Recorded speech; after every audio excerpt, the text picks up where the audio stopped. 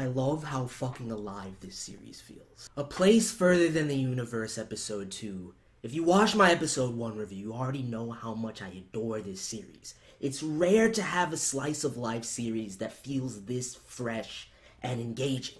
Like, the duality between, how fun and adorable and cute this series is, to how realistic, expressive and deep it is. So substantive in very subtle ways, both thematic and just in terms of the dialogue and interaction between the characters, is phenomenal to witness. And that's what I love about it. And this second episode took all of that to an even higher tier. From the comedy, the stellar direction and cinematography, the fluidity and vibrance of the animation, the themes the series is espousing, the expressiveness and relatability of the characters, all of it coalesces to breathe life into this world and into its characters. Before I get into anything else in this episode, let's talk about Goddess Shirase.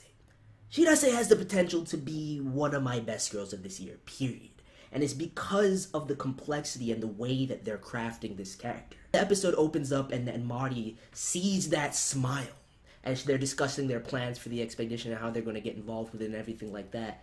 And Marty says this line where she's like, "The moment I saw that smile, I felt a shiver run through my heart." I was like, yo, me too.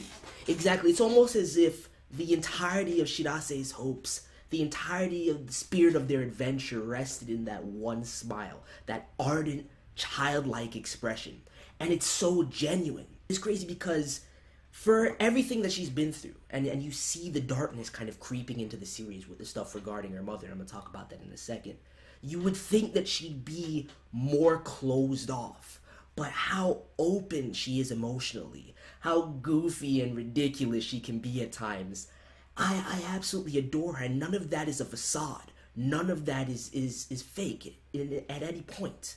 And yet at the same time, you see that despite the brave and confident exterior that she works to maintain, she's the most apprehensive and uneasy of all the characters in this series. And it's that hint of fragility there. You see it in her response to Marty when she's questioning, the financial struggles that the civilian expedition is going through. You see it in her response to Yumiko and Kanae, where she's like, "My mother is waiting for me there." And it's that attention to detail with the email, dude, where that hurt me to witness that. The blank email that she's trying to pen to her mother, which at the same time, that juxtaposition, on the one hand, it displays that fervent hope that she has, and the fact that you see that later on in the episode that she still hasn't sent it, she can't bring herself to, also displays that fragility. And it makes her character so complex, so real and relatable, the feels there, that I absolutely adore. I can't get over it. And it hurts me, and I'm fearful about the end game of this series because it has the potential to be quite dark and emotional as far as this plot point is concerned. I mean, you see it in that flashback with Yumiko and Kanae where they're screaming out Shirase's mother's name. And that's very foreboding. I don't know which way that's going to go. I mean, for all intents and purposes, she could very well be dead. Does Shirase know about it and she's blocking it out and refusing to accept it? Have they just not been able to bring themselves to tell her? Or is that, just kind of a red herring of sorts and maybe there is still hope to hang on to?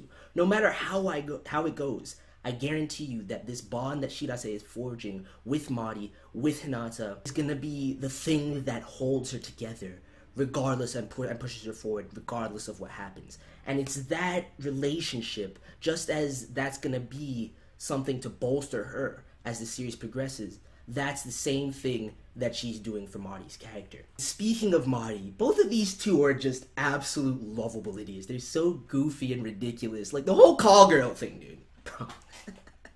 Like, did you see Megumi's face in class when Marty brings it up? And she's literally just mad hype over this job, has no idea what they're actually asking her to do.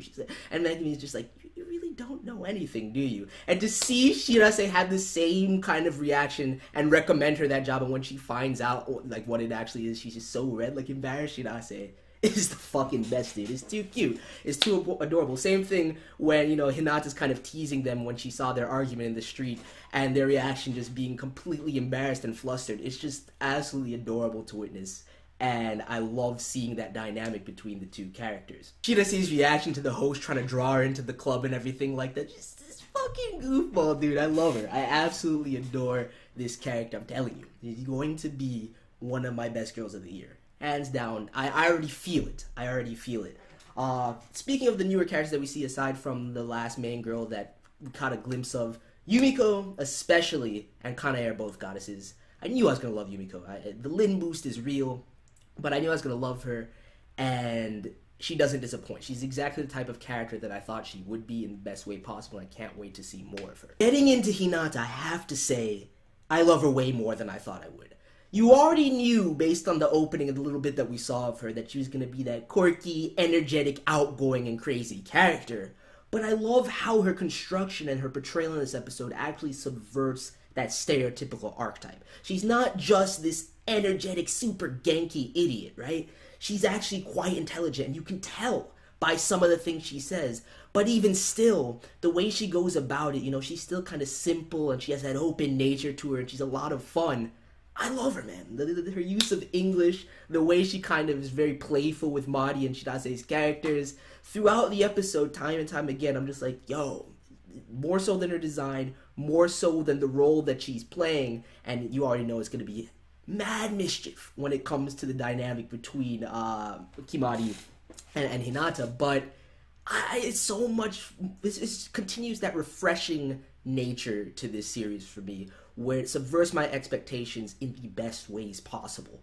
But using that, I guess I'll talk about Mari in this episode before I talk about the final scenes in Kabukicho, which arguably is the most fun and best part of the episode, both presentation-wise and continuing the themes, you know, established in the first episode. But Mari in this episode, from the very first scene, you know, actually making real strides to go forward with this, not just to support Shirase, but to, you know, break free from that fear that she has and explore that sense of adventure that she always wanted to go forward with. And you know that she completely understands, you know, how harrowing and how insurmountable the task before them kind of seems. I mean, she says, is this what trembling with anticipation means, before talking about how enormous this task in front of them is. I mean, she knows how absurd it is. She knows the scale and magnitude of it. And that kind of establishment and that awareness actually serves to be an even greater catalyst for her to, you know, break free and subvert her fears. And you see that in probably one of the most dynamic, fluid, and engaging scenes I've seen in a Slice of Life series in a little while, which is the chase scene in Kabukicho. Bro, like, her dialogue during that, coupled with the music, incredibly impactful. But I love how she says, I feel like my youth is in motion. You know, it's almost as if the water is starting to overflow. It's pooled, and this is the beginning of, you know, going back to that theme established in the first episode of that metaphor. This is the beginning of her, you know, of it rushing forward, and her breaking free and moving forward. And that, playing that off of something that Hinata says in this episode, which I also really love, where she's like, you know, if you can still turn back, it's not really a journey. It's when you hit that point of no return. That's the moment it becomes a journey. And slowly but surely, Mari is resolving herself to come to that point where there is no turning back. And she's already starting to, you know, reap the rewards of that. And at the same time serves as a balance for Shirase's character, which she wouldn't really be able to maintain this degree of hope without them in her life. I really don't believe that. So it's going to be interesting to see how, you know, the three of them and the fourth girl, which we saw a glimpse of in this episode, but really didn't get much of, you know, how their friendship and their bond really pushes each character individually forward. With that said, though, the episode as a whole, I mean, the comedy was on point. The scenes in Kabukicho with Shirase, when she gets there and she's kind of just chasing after Kimari, but it's the wrong person. You know, her reaction to not wanting to be the one to use her sex appeal to kind of influence these dudes, even though it was her idea. And I died when Mari went out there and tried to do that little pose. Fucking hilarious. Like, literally every aspect of this episode, from, you know, cinematography, like I said, the script and the pacing, the comedic aspects, again, the expressiveness of the characters, just how dynamic and fluid and vibrant they are. They feel real to me. And that's something that you really want to establish, and that's the air that you want to craft in a really high quality Slice of Life series. So, A Place Further Than the Universe episode 2. I mean, I could keep going on. I really could, but right now I really have no faults for this series. Like, it's, again, just completely exceeding my expectations in the best way possible. And despite, the potential for it to get, slightly dark and emotional, impactful come the end game, especially, mainly focused on that plot point with Shirase and her mother, I still think it's going to be a really cute and fun ride, and there's going to be a lot to take away and learn from the series. So with that said, let me know your thoughts on this second episode of A Place Within the Universe. Again, I really want to thank everybody for your support and just the comments that I received on the first episode review.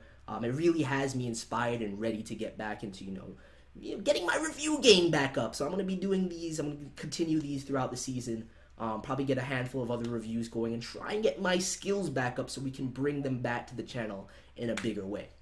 But with that said, let me know your thoughts. Please smash that like button if you enjoyed the review. And I'm out. Peace.